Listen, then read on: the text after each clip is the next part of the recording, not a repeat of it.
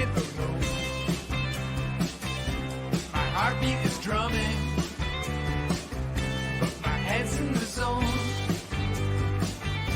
Now hearts may be broken, and tears they may fall, but after decades of hoping, it's nice to be here at all. They didn't see us coming, but we can make it alone.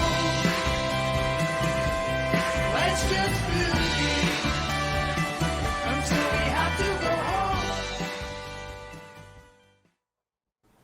Morning all, welcome back to the biggest Euro breakfast stream I've had yet. I'm delighted to be joined by, I was going to say 3 football experts, but I think Jamie's going to dispute that description.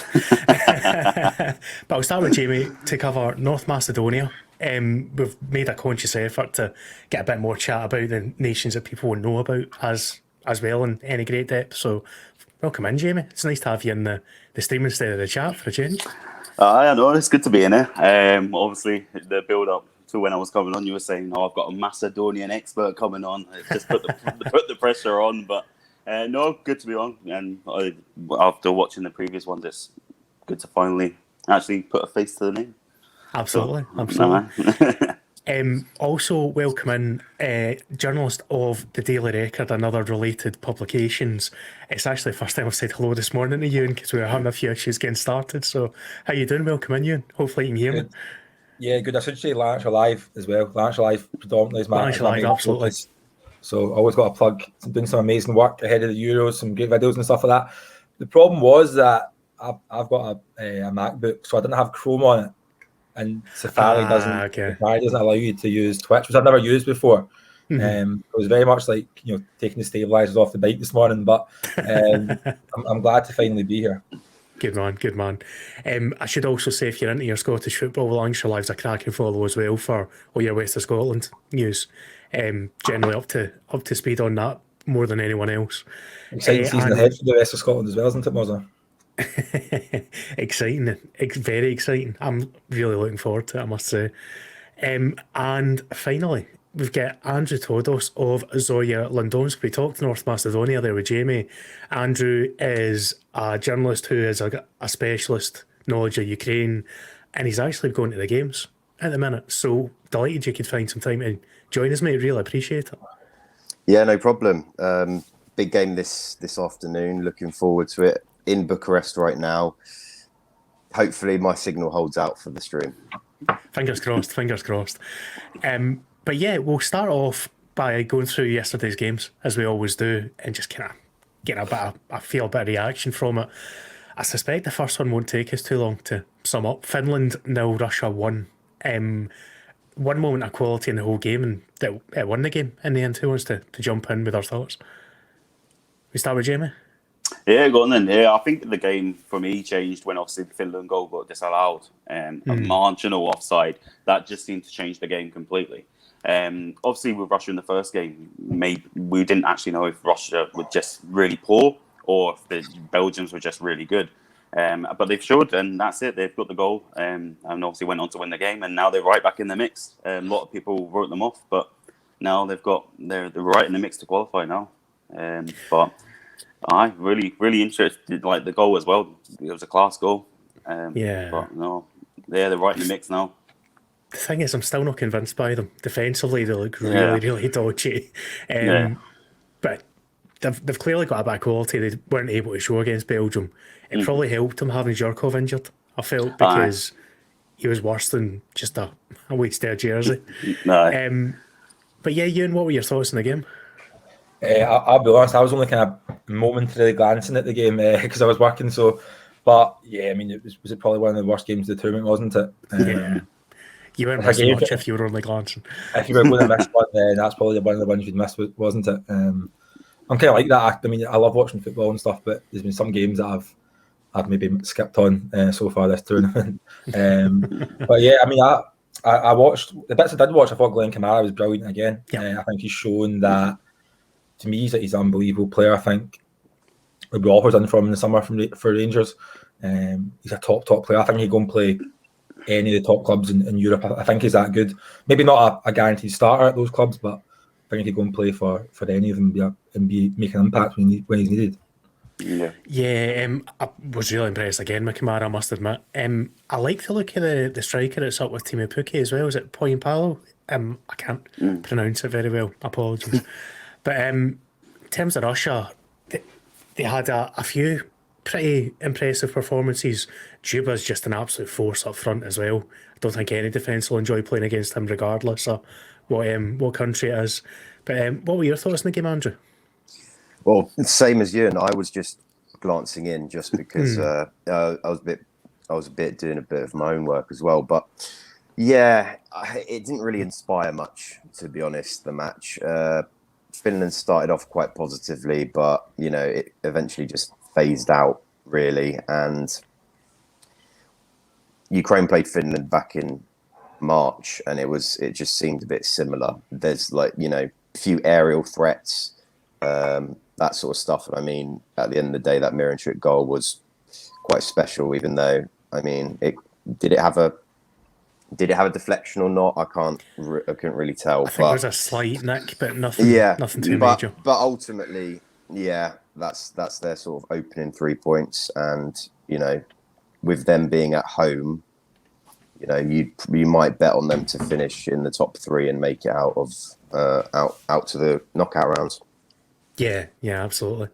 It set up the group really interestingly as well, with both Finland and Russia on those 3 points. So, assuming Belgium get their maximum, it's no given thing, but we could end up with a situation where someone's going to drop out in 3 points in fourth place, and potentially other teams who have done worse could get through in a third place better. So it's a funny little quirk of this tournament now.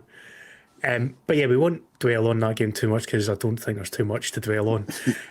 We'll move on to a bit of a surprising, exciting game, this one. Turkey 0 Wales 2. I really enjoyed this. Purely as a neutral kind of entertainment perspective wise, it was great fun. Turkey gave as good as it got. Wales just had the quality in the end, and they deserved the win in my book. What do you think, Jimmy? Yeah, no. In terms of the tournament so far, Wales have been one of the most fun, one of my favourite teams to watch. I even enjoyed the 1-1 draw they got at the start. Something about that game was just exciting watching Wales because you just don't know what to expect. Yes, they've got Bell, they've got Ramsey, but without them two, the Wales team is pretty much not as great. And obviously, the quality from the two got the first goal yesterday. A great ball by Bell, and Ramsey just obviously knew what Bell was doing and got onto the end of it to make it 1-0.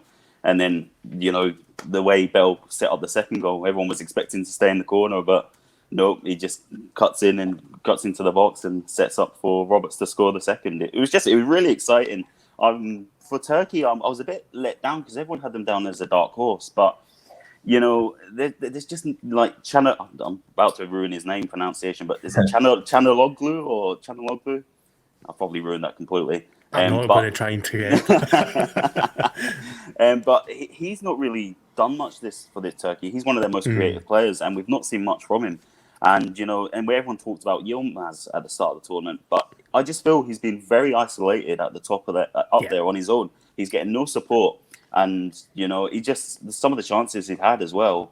I think he's not taking them chances, and really Turkey have just stuttered along really, and they do deserve to where they are at the moment, just bottom of that table with no points.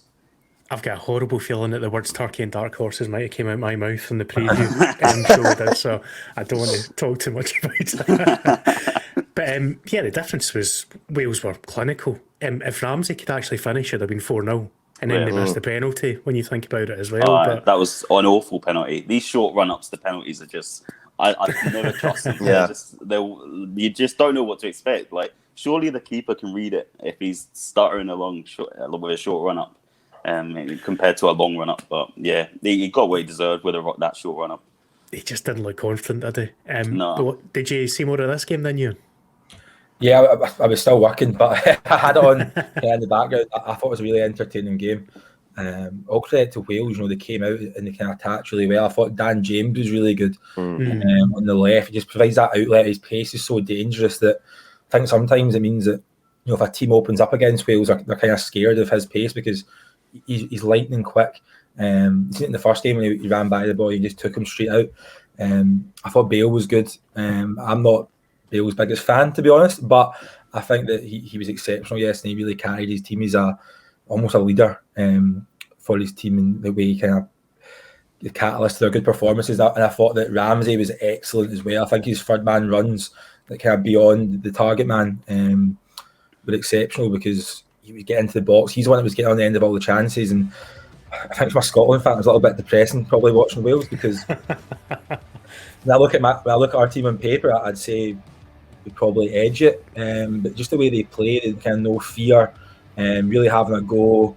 Was kind of probably the opposite of our performance against Czech Republic, so it was a little bit depressing. But I thought that's one of the most exciting games of the tournament. I think Wales finished with an XG of almost 4, which is pretty crazy. And yeah, I was really impressed with Wales. I think that they're almost guaranteed through them, aren't they? So what an achievement that is. And it's funny you mentioned Bale there because Bale's he's almost going the gigs route now of he's not the paciest anymore. He's kind of lost a wee bit of his top end speed, so he's becoming more of a technician in midfield. And like his through ball for Ramsey's goal was just phenomenal, outstanding ball. I could almost see him becoming an out and out number 10 now, or cutting in for the wing and being more of a creator. It'll be funny to see if he plays on with Madrid or if something happens there, but he's a different player for Wales. It's just he's one of those guys that even if he doesn't particularly care for his club team, he'll always be there for his country. Yeah, Andrew, what were your thoughts on this one as well? Obviously, it's a situation that Ukraine could be in today if they lose, but we obviously hope for your sake it's not going to be the case. No, it was. I enjoyed this game as well. It's like good, a really fast attacking build-up play. That they've got a lot of pace, that Wales team, and you wouldn't think 100% that they'd be up to where they were, but they still put up a good show. And yeah, like Ewan said, I think Ramsey probably should have been a lot more clinical because some of those chances he missed were proper sort of gilt-edged. And as far as I'm aware, no one's died yet this morning, so I think that's a positive to take. Celebrity-wise, there's always a positive to find. And then that brings us into probably the best showing of a team so far. I think Italy 3, Switzerland 0. The Italians just look absolutely phenomenal in a minute. Was it 31 goals they've now scored without reply? Even when you consider 7 of those were against San Marino, it's just a phenomenal start. And talking to XG, I know you mentioned XG there for Wales. In the first, So the first half of both games combined, Italy's XG against is 0.01, which is it's unheard of. They've not given a single chance away in a first half, and they've just taken games over. So it's not exactly the worst opposition either. Switzerland are okay, but just Italy really, really good. Yeah, that was the thing, we saw the first game, obviously we didn't, it was a case of our Italy, as you said yesterday in your stream, are Italy really good or is it Turkey's really bad? But I think Switzerland are not a bad side, and the Italians, they're just so well organised, so well drilled, they know what they're doing. All 11 players on that pitch know what they're doing. And that, I think a bit of credit needs to go to Mancini because he's just... Yeah. This Italy team before Mancini was here, they were all a bit all over the place, and he's kind of brung it together. And especially, Locatelli, unbelievable. He obviously plays for Sassuolo, but obviously after this is obviously a shop window for some players. He could be, loads of teams should be interested in, big teams should be interested in now, because he's just a quality part of that team. But yeah, it was, I thought, I wasn't the biggest fan of watching Italy play, but yesterday, everything was so fluid, and it just was very good to watch. They're not like a traditional Italy side in many ways, because even though they've still got the structure there and they're still very solid at the back, they're really fluid and really they go for the jugular in attack. Before this tournament, I don't think they'd ever scored more than 2 goals in a group stage game, something like that. So it's nice to see them just take the shackles off, I guess is the best way to put it. But do you reckon best team so far, Ewan? Yeah, easily. Definitely the most impressive team so far. By quite a distance as well. Yeah. In both their games. Just the whole.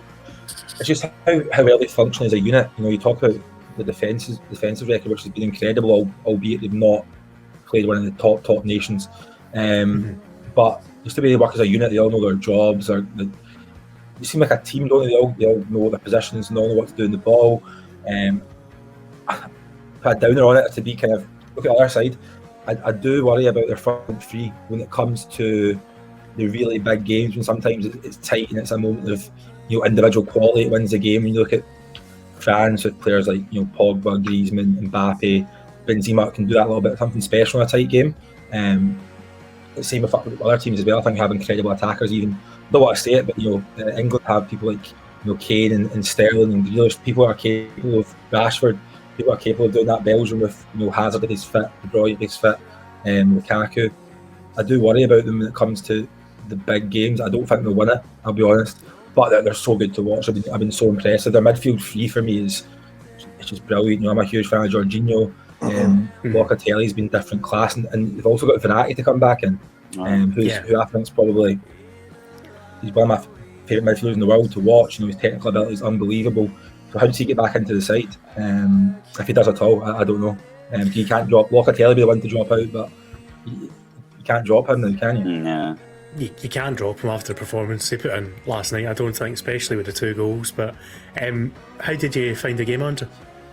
Well, I think Italy showed a statement of intent, really. I mean, they beat Turkey in the first match, which obviously Turkey were the dark horses for a lot of people. They've also beaten Switzerland, who, are probably the second best side in the group, I guess, based on ranking or whatever like that. And, last game coming up against Wales, we'll see how that goes. But ultimately, I think it's been, I was, before the tournament started, I was very sort of confident in them going far. Unfortunately, I think winning their group, they go to Wembley after this, and if Ukraine finish second, they'll meet them. So I'd rather not. But maybe third place isn't so bad. Exactly. But that gets us nicely onto a game that two of our panel here will be very interested in. The first game today, 2:00 kickoff, Ukraine versus North Macedonia, and I'm genuinely really looking forward to this because it's two of the less fancied sides who actually had a go in the first game. Like, they played their own way. They didn't do what Sweden did and just put 11 men behind the ball. They played their way, and I was really entertained both times. Ukraine, obviously, but unfortunate not to get something after their comeback. One of the best goals of the tournament so far with Yarmolenko as well. So I'm expecting goals, gentlemen. What do we think, Jamie? I'll come to you first.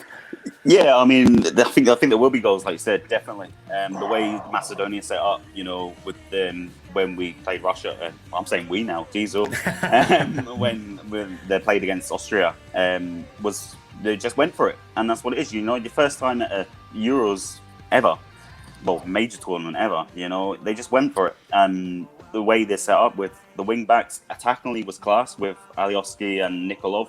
Defensively was a bit of a disaster because Austria were just pinging balls into their box for them 2 goals, the first 2 goals. And the centre-backs for Macedonia aren't the most experienced. You've got a guy from Croatia who plays in the Croatian league, the Hungarian league, and they're just not as experienced as to what the Austrian team was, and they just couldn't cope with them balls going into the box. With the big, I've forgotten the big Austrian striker's name, but he scored that. Yeah, no, it was what's his face? Bladzic. That's the one. He was just up top, and he was just, he's big tools, right? Of course he's going to, you keep pinging balls in there, he's going to score one of them, and that's exactly what happened. Going forward, Alioski and Nikolov were class, Elmas as well. I thought the whole midfield three with Ademi and Bardi were brilliant as well. We saw moments of class from all three. And obviously the man himself, the man, the myth, the legend, Mr. Goran Pandev, obviously gets the country's first goal in the tournament. I did feel there wasn't much support for him up the top. I think Elmas did try, and that's what they done towards the end of the game, was push Elmas further up the pitch. There is talk of Elmas playing as the support striker for Pandev today. I wouldn't really want to see that because I thought Elmas done a good enough job in the middle of the park. He was making everything move, and when Macedonia attacking, he was a crucial part of that. So I'd like to see him stay where he is. Maybe 1 or 2 changes will happen for the game today compared to last week, but I wouldn't expect anything major. And of course, hopefully Mr. Pandev gets a goal too. And I think they can get a point or the win today. I definitely feel there's points on offer for Macedonia today. The Ukrainian team, I don't know an awful lot about, but I am a bit worried about Zinchenko on the left and Yarmolenko on the right. If they do what Austria done on the wings, it could just turn into another disaster. But surely Angelevski, the manager, looked at that from the last game and has hopefully sorted it. So it will look a bit more structured now. So well, luckily for you, we have a Ukrainian football experience to give you the lowdown. So I'll jump over to you, Andrew. What are your thoughts going into this one in terms of obviously the disappointment of the first game? Is that going to drive Ukraine on to potentially get a win here? Well, you'd hope so. It's sort of a bit of anti-history making if Ukraine lose today. They're currently on a 6 losing streak at the Euros. Stretching all the way back to Euro 2012. So it's sort of a must win, I think, just for everyone's morale. You know, the length of how long it's taken for this Euros to come about and stuff. And, you know, after such a positive display against the Dutch, okay, lost in the end, and probably deserved on the whole because our keeper had a bit of a mare during that match. And defensively, a bit inexperienced, a bit raw from Mikolenko at left back, and our centre back Zabarny as well, who's just 18. But I mean, I expect Shevchenko to go more or less unchanged today because and potentially play Zinchenko on the left when he normally plays in the middle, and bring Shaparenko in, who really made the difference against the Netherlands when he came on as a sub for Marlos, who was completely ineffective. And you know, many Ukraine fans hope they don't see Marlos again on the pitch because he just looks so slow, lethargic, wasn't tracking back, and ultimately Denzel Dumfries in that game had a field day, really. But yeah, I mean, I'm expecting Ukraine to get a few goals, and I mean, if they don't win today, it's going to bring many questions up against sort of Shevchenko's pedigree, his, you know, prospects of being a club manager, you know, for these top sides that he wants to manage in the future, you know, Milan, Chelsea, etc. So the pressure's on, basically. The pressure's on. Sadly, Ukraine have got this weird second game syndrome thing where whenever they play, like, you know, for example, 2 or 3 games in a row, it's the second game where they, I don't know, drop their head slightly for some reason and struggle a bit. So I'm hoping that they somehow break that curse today and can get a result. I mean, realistically, I think maybe a 2-0 would be a good result for Ukraine. I just hope that the defence sort of has had a bit of time to regroup, and we'll see what happens. Of course, Baz are pulling us up as North Macedonia. I mean, don't worry, we are aware. Ian, to come to kind of a neutral perspective on this one, what are you looking for in this game? Listen, there's no more I could add in terms of knowledgeability than what we just heard from Jamie and Andrew. So I won't attempt. So I'm going to say a good game. I don't know too much about these teams, to be honest. I won't be able to watch this game. I'll be on a train down to London this afternoon, so I might catch the highlights later. But always a good game, and I think it's great to see, especially North Macedonia in that tournament. That's what it's about, isn't it? Getting these kind of teams that never expect to be there competing with you know, superpowers, maybe not Ukraine, but you know, it's great to see that, isn't it? It's a great story for the country to be there. If you're in North Macedonia now, you must be incredibly proud. And Pandev's just an unbelievable player. I remember him from playing like Pro Evo when I was younger in Milan. He's still going, so good on him.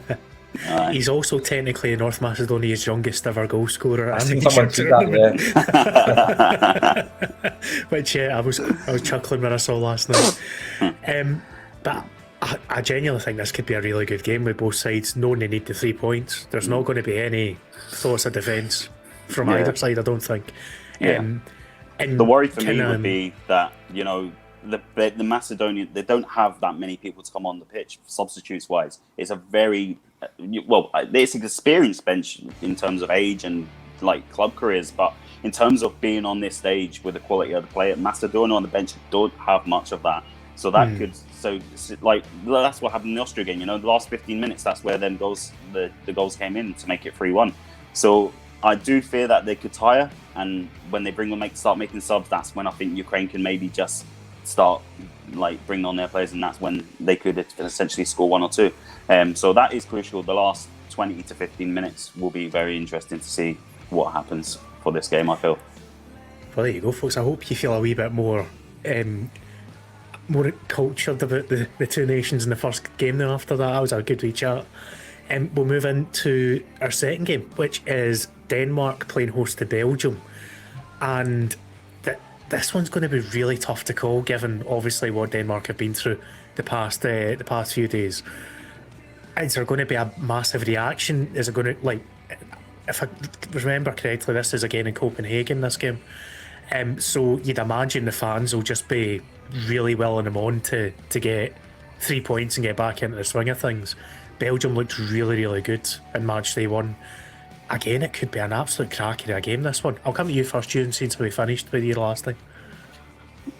Yeah, you mentioned it there. I don't know how the kind of Danish team will deal with the whole incident with Christian Eriksen, because, I mean, to me, it's the worst thing I've ever seen on a football pitch. You know, I was like genuinely quite moved by it, which is it's not something you expect. You know, the second game of the tournament, I think, and your kind of the excitement levels are palpable. You know, Scotland are coming in 2 days' time, and it was shocking what happened to him. And you know, we're glad hopefully that he's coming through. And that's like the main thing for me, like in the whole tournament, that he's okay, isn't it? I think it shows you what's more important in football. As great as it is to watch everything, I remember watching the game, I was like, I couldn't believe it. And you know, the players had to come back out. You can't imagine how difficult that was for him as well, to possibly play with that mindset. You know, there'll be players in that team that have known Eriksen for 10, 15 years of their life, and it must have been so difficult for them. But go into the game today, I mean, I'm sure they'll want to go and put a performance for themselves. And I think Eriksen tweeted the other day to go and put a performance in for him. And the crowd will be right behind him, I imagine. And Belgium, to me, they're not where they were maybe 2-4 years ago. I think defensively they're quite weak. Vertonghen and Alderweireld probably aren't the same players they were, in previous tournaments. But they've got Lukaku, and we've got Lukaku.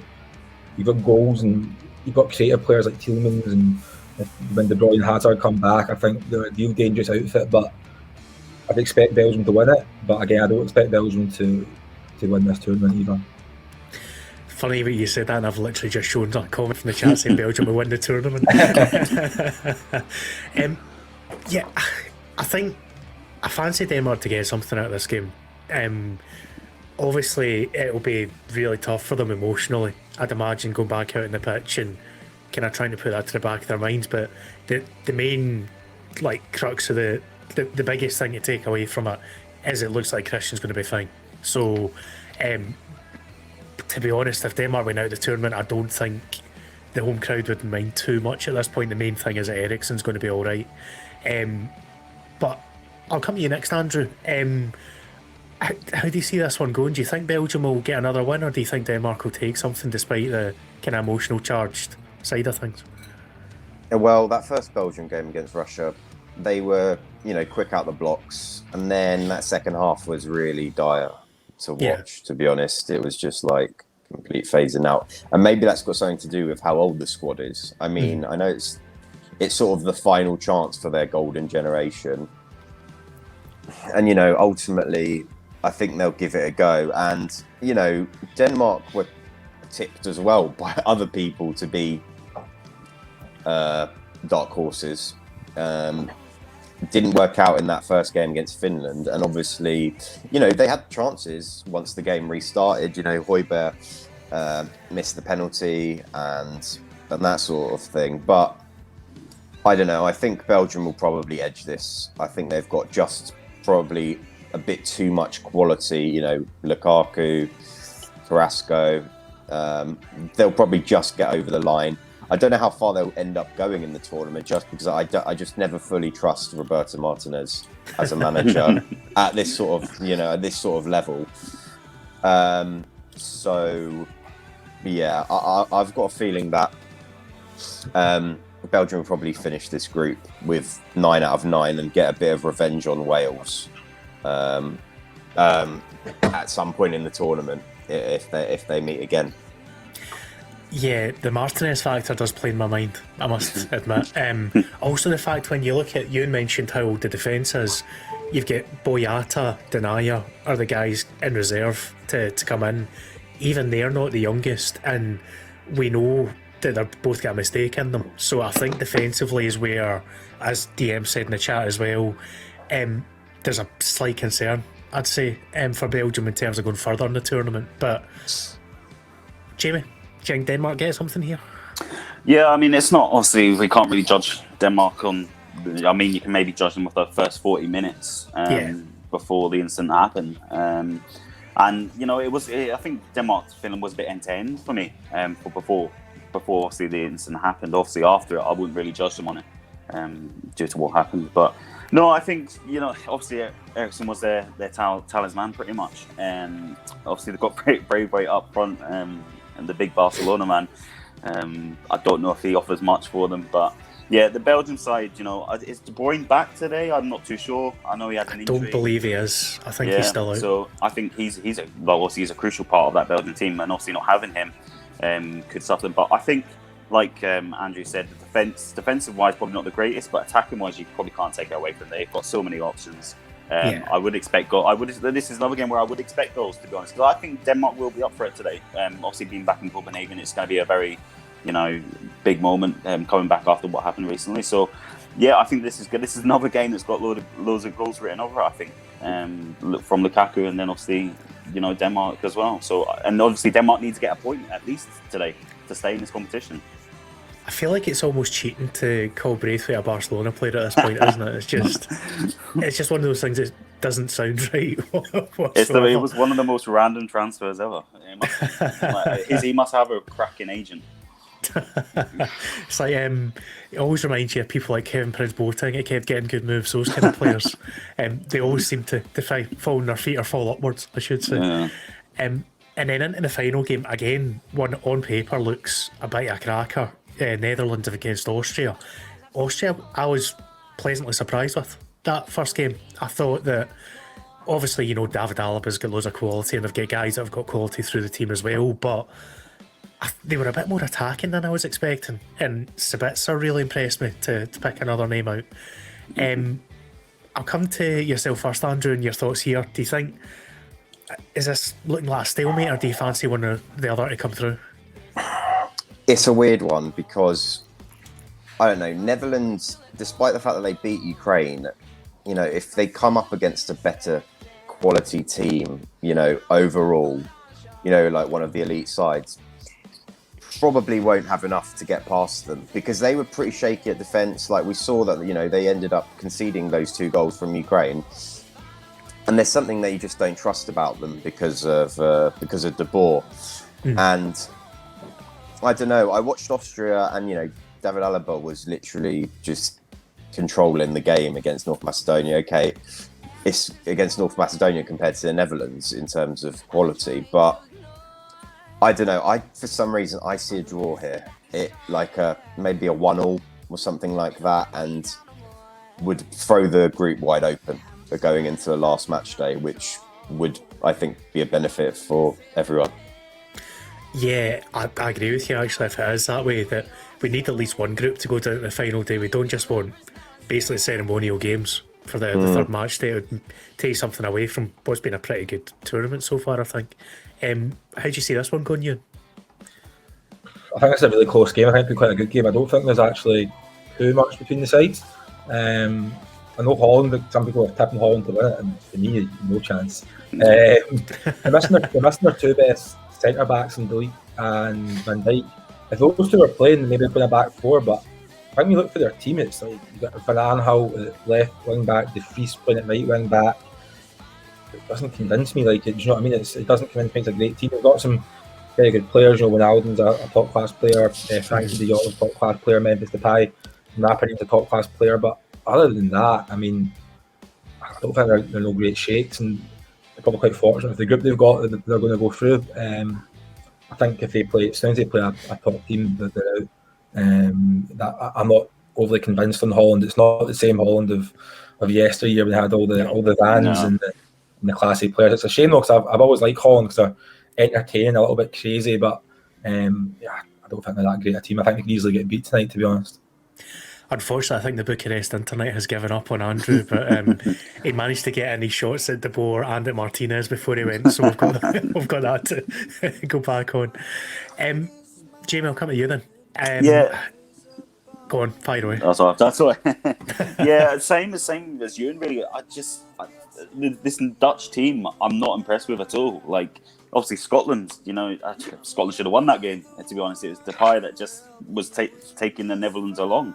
It's just really strange, The Netherlands, you always think of a top team, but this year they just don't seem to be what they used to be, and also obviously that makes sense. But Wijnaldum and Depay, and you could only name a few players that this Netherlands team have that has got real quality. So going to Austria, I think I probably wasn't that impressed with Austria, to be honest.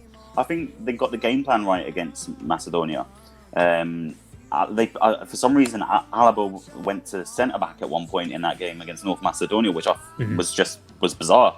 But like he said, he does control that Austria team, and I do expect Austria to get a result today. I really do. I don't rate this Dutch team at all. But yeah, I do expect Austria to get a win. I do expect Austria to get something as well, I must admit. Going back even to the Scotland friendly pre-tournament, I know it was just a friendly, but I was really unimpressed with the Dutch. They're relying on Gini Wijnaldum to be their main creative outlet, the way they're set up, and he doesn't really play that way at club level. He's capable of doing it, but I just feel like they're so reliant on Depay to just do things out of nowhere. He's more than capable of doing that, but you can't rely on that every single game. Wout Weghorst, when he comes in, is a big target man that doesn't really seem to have too much about him compared to great Dutch players of the past. I like to look at Malin. I must admit the speedster they've got this came on a couple of times. But I can see the Dutch getting through the group and not much else. I don't even think they'll do it convincingly, or I think they'll just scrape it, to be honest. To be fair, I don't think that held by the fact that De Boer wants to play five at the back, similar to Steve Clarke as well. So it's very different situations. If I had that squad as Scotland, I would not be playing five at the back, I don't think. But circumstances that dictate for us that we are where we are and we need to play the way that we play. Yeah.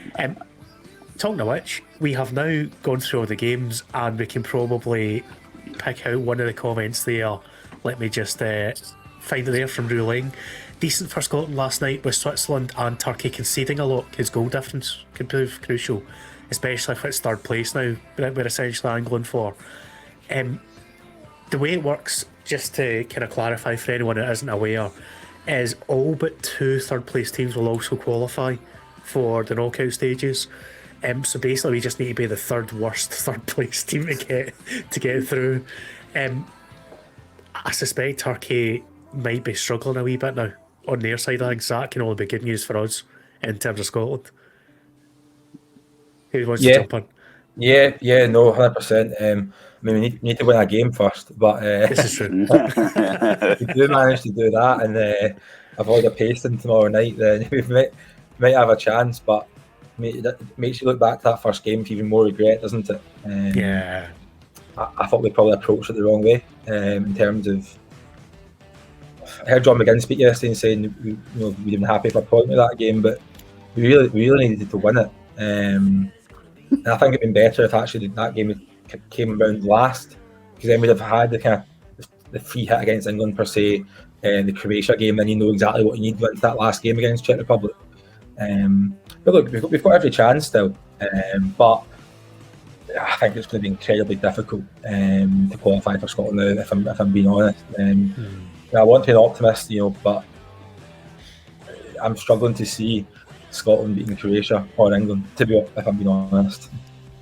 The way I'm looking at it is, I think if we get a draw against England or we beat England, that'll be enough of a boost for us. But if we get beat against England by a couple of goals, I fear for us, I'll be honest. Going into Croatia in a must-win game, knowing you also need a few goals, it's not a position you want to be in. Especially with the game we had first with the Czechs that we know we can beat on our day. So the positive is, a lot of people have been a wee bit too negative on our performance against the Czechs. We overall performed quite well, we just didn't put the ball in the back of the net ultimately, and that's what cost us. It'll be a different kind of game against England. It maybe suits us slightly better on the counter. The issue is they've got Harry Kane, they've got Sterling, they've got Grealish, they've got Foden. We probably don't keep a clean sheet at Wembley, let's be honest. So are we going to score 2 goals? I'm not really convinced. DM's comment there just before we come to Jamie. I know we can't comment yet, but do you guys think 3 points might be enough for us to qualify in 3rd place, or do we need 4? I think a few teams will go through with 3 points. The way it works out, that 4 points pretty much guarantees progression as long as you finish 3rd. 3 points should be enough if you get a decent goal difference, I'd say. What do you think, Jamie? Yeah, you've just said it there. The goal difference is going to be crucial. I'm just looking at the ranking of 3rd place teams there. I think you can't really comment because not everyone's played 2 games yet, but Finland are already top of that with 3 points and they've played 2 games. Yeah. So it's a difficult one where to see if 3 or 4 points is enough. Well, 3 points is enough. I would be safer to say 4 points, but then I'm trying to think, well, where will them 4 points come from? Will that be a draw at Wembley and a win against Croatia, or is it going to be a win at Wembley and a draw against Croatia? It's really hard to work out how these points are going to come. And like Ewan said, the optimism we had, 3 points was needed against the Czech Republic. It really was. Yeah, it really was. And just certain players just didn't turn up for the day. Like you mentioned McGinn, he was definitely one of them. I just didn't think he'd done enough for the team. Dykes as well. He had chances if he took them. It could be a different story. I think for tomorrow, I would love to see Che Adams start. I really would. I think he needs to start. I think we just need to go for it. We can't just sit back anymore. And I think you got annoyed when Steve Clarke just didn't change the formation. He was just sticking with the same stuff. I like the idea of a Forrest at right wing back. I think that could be a great idea. So obviously people are calling for Patterson, but I think the experience for Wembley is needed. I would love to see Patterson play at some point during this tournament, as well as Gilmore. I would love to see them play. Will Gilmore maybe start on Wembley? I don't think he will, because I think if he was going to get played at all, they would have maybe chucked him on against the Czechs. But no, it's just really hard to say, because you mentioned the attacking lineup for England. You've got that free attacking mids plus Kane up top is just so dangerous. I don't really rate the England defence, to be honest. I don't think there's much to it. But then, they are there to get a goal, get the win. But how it goes in the back of my mind is, we were I know it's a few years back, but we were 2-1 up against England at Hampden all them years back, and we all thought that was it. That was enough, 2-1, and then obviously they equalised with a few minutes to go. That's always in the back of my mind. Like, I don't know if we can hold on to a victory if we do a go ahead. That is my worry. But look, it should be an interesting game.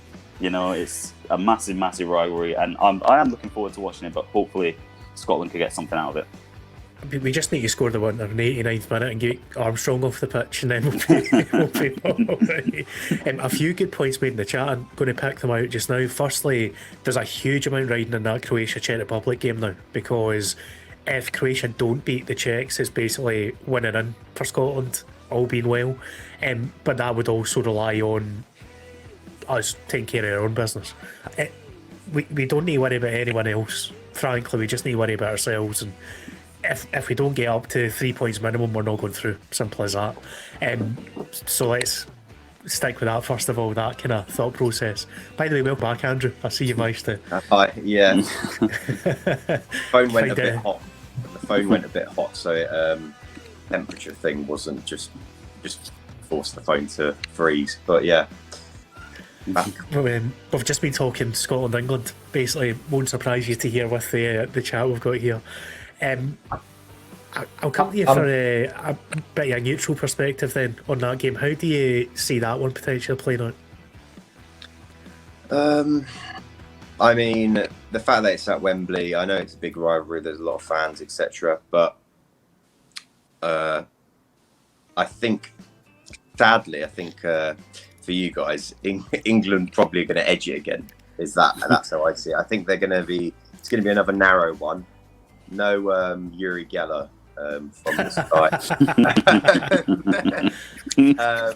But, I think that this England side, although I don't trust them to win the tournament, I think they've got enough to probably edge past the Scotland team, just from what I saw against the Czech Republic, which, I thought that if Scotland were going to get any points in this group, it probably would have been that first game, to get the start off. And now it's going to be tough to see where it comes. But, we'll see what happens. A draw would make it a bit more entertaining, but I just see England edging this one, really. 2-1 maybe. I think the best bad news we've had the whole week was the fact that Harry Maguire might play, because he's not played in forever. Even when he's fully fit, I still think he's got a mistake in him. Yeah. That gives me hope if he's going to get a game, because I think that we could really give him problems. Just put Lyndon Dykes up against him and try and rough him up, essentially, would be the tactic. But I actually think the England defence without him was reasonably solid looking. They weren't challenged too much, right enough. But I think from what you were saying, Jamie, we've got to play Che Adams to have that pace. If you play Dykes and Adams together, you've got support up for the big man as well. He needed it because he was very isolated against the Czechs, and I think that's their only shot of getting something here. But we always raise our game against England, so that is something that, in a similar way to if Ukraine get Russia in the knockouts, I'd imagine there'd be some raised games there as well. But there is actually a potential scenario where that could happen that I've looked at as well, that would make things very interesting, especially if it was St Petersburg the game was. Yeah. But in terms of the way this group's going, I kind of feel that we've missed our best chance. We've done what Scotland do anyway. We always do it the hard way. But that is what it is, isn't it? We should have expected this. We're getting carried away before the tournament started. That was the thing I was going to say. I think the build up to it, and I think we just got too ahead of ourselves. We just had to kind of think, it's the first time we've been here 23 years, they started well the first 10 minutes. They were going for it, and then it just kind of just dipped a bit, and then that's when the Czechs obviously got the goal, and the goal just changed the game. And especially the second goal, the Scotland team it's just like they just weren't up for it anymore. It's just the standard just went completely, and you would expect more from them. You wanted more from them, and they just weren't getting it. And it was a shame, really. I really expected more from Scotland in that opening game, but obviously we've got to remain optimistic and keep the hopes up. And I think the fact that Kieran Tierney is back for Friday, it could be a major factor for Scotland. The way he just runs from that defence attacking is class, and I think Steve Clark lets him do that. He's just go for it, And I think it's the same with Andrew Robertson. He does that as well.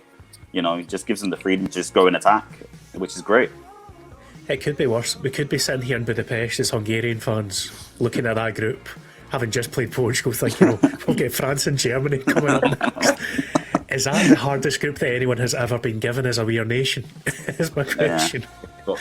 It's got to be ridiculous. It's not. It's a shit. Like, they came through the Nations League as well, and I don't know what everyone thought on the Nations League, but I was looking at it last night. It is actually brilliant to have that. I think next year, you could have somebody like in the position that now North Macedonia are in. Faroe Islands are in that position now, so imagine Faroe Islands at the Euros. It just you get drawn into a group like that, it could just be absolute chaos. But no, I mean, getting drawn in that group, it would just is an absolute sucker punch, really. I think what changed it for Hungary, though, they got a goal disallowed as well, didn't they? Yeah. So and then obviously Portugal just went up and scored, and then that was it, really. A good optimism there from Nerd Jock, I see. But yeah, it's just that group is generally the group of death for Hungary, and I do feel sorry for them. They did have home advantage, but it doesn't seem to be working, does it? I mean, they did really well up till 75 minutes against Portugal. We need to give them credit for that. But it's one of those, as soon as they got their noses in front and the Hungarians tired, it was only going to go one way, wasn't it? And suddenly Cristiano's shown a bit of class and it's 3-0. And it's just kind of stuffing knocked out the same way we had our stuffing knocked out at 2-0. Yeah, but I fancy them to maybe get a result against Germany. I think Germany's probably the worst team out of the three. I mean, North Macedonia beat Germany in World Cup qualifying, so, and that was in Germany. So you know, that German team is a bit mixed match at the moment. When you got Werner, that Timo Werner up front, you know, it's not that much of a threat at the moment, is he? It's Werner and Gnabry, and they're not really out and out strikers, so exactly. They're a bit slow as well, Germany. I just don't really I don't fancy them to do too much. Similar to Holland, they're just not the team they were in past seasons or past tournaments. I'll come to yourself, Andrew, on the point that Jamie made about the Nations League. I'm personally a big fan of getting these countries in for might be debuts or might be returns after a long time in Scotland's case. How do you kind of think that's worked out for this tournament? No, very, very well. I'm given all the, you know, in the future we'll probably see other new names as well, and it's also helped, I think, develop certain sides, you know, similar names, which gives a bit more experience than being like hammered every weekend. Or every match day against, you know, the likes of Germany, etc. It just gives a bit more balance to their actual preparation for the bigger games. Like, you know, I think Georgia are up and coming as them doing well, and I think, you know, they big them. They got promoted to League A last year, and, you know, with the delay to the Euros, they got to play against the likes of Spain, Germany, and Switzerland. And, you know, I think that's actually benefited Ukraine in the run up to this tournament as well, massively, because, you know, it was just 6 or 5 games against the top sides that put them more good stead and like more prepared against the bigger teams at this tournament. So yeah, all for it. We've got a few internet issues there, I think, for yourself. We got most of what you were saying, though. I love Pete saying every time the lag stops, the two of us nod because we can hear you again. So it's probably a good visual aid. And I guess we'll round it off this morning by saying, who has really impressed you so far, and who's your, I'm going to use those faithful words, dark horse to go further and potentially even challenge for this tournament? We'll start with yourself, Jamie. I mean, dark horse. I mean, you know what? For some reason, I want to say Wales, and I don't know why. Something about watching them yesterday has made me think they can maybe do a bit more. I don't know. I've not looked about the knockout stages. I don't know who they could possibly get. But with that Wales team, if you've got Bale and Ramsey, and obviously you had mentioned Dan James as well, who's another quality player, them three just if you work with them three in the Wales team, you're doing well. And then Ben Davies in defence is, and we've got to mention Ward in goal. I'm pretty sure that was he's played for Aberdeen or something. He has. He was Aberdeen's goalkeeper. Yeah. So it's class to see him having a good tournament. I'm used to play in the Scottish League, but yeah, I do. I don't know why I want to say Wales, but I do. My dark horse was Finland. I just, obviously their last game is now Russia, is it? No, they've just played Russia. They played their Denmark. Final game. Yeah, No, it's not Denmark. It's Belgium. We'll get there eventually. We'll get there eventually. So I do. That's obviously we'll see what Belgium are like today.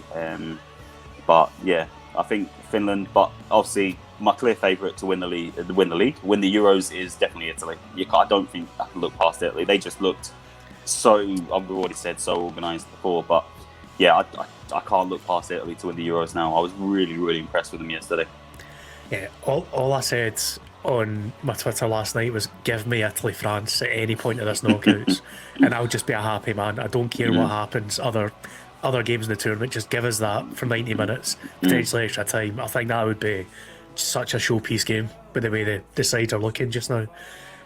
But yeah, I'll come to yourself, Andrew, as well. So it's kind of who's really impressed you and who's your dark horses at this point after we've had a few games in the group stages. No, I completely agree with Jamie. Definitely the ones who think, if I think are going to go probably the whole way. Dark horses, probably could have said that were dark horses last few tournaments, and they haven't really been on that much for everyone's radar beforehand. But I mean,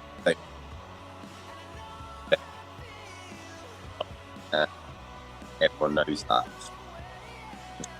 I'm just going to carry on sticking to Ukraine. I'm going to give Ukraine have still got a bit to go. They haven't shown it yet, but hopefully they can do it today and against Austria, and maybe put on a show in the round of 16. Here's open. Yeah, you maybe look bad now, Andrew. I'm going to say North Macedonia. North Macedonia are definitely going to get 6 from 6 available in this group now. You expect the unexpected now. Definitely. If nothing else, I think Ukraine might have won the award for the best kit at the tournament. I love the Ukraine kit as well, and everything about it, the messages on it, the fact that it's riled up Russia is hilarious. But yeah, I think it's genuinely just a beautiful kit. It's one that I probably will end up buying as well. But that brings us to the end of our hour. Cheers. So obviously Ewan had to nip off, I'm assuming that was work related, because I think he was trying to say something and disappeared. So thanks to Ewan, if he's watching this back, for joining us. Thanks to Andrew, obviously fighting through the internet issues in Bucharest. Really appreciate your time, my man. Hope you enjoy the game as well.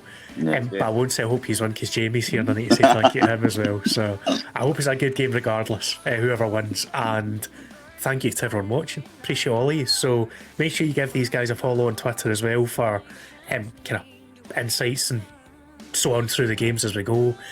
And I will be back again tomorrow morning 9 AM. But thanks again, and we will catch you later on.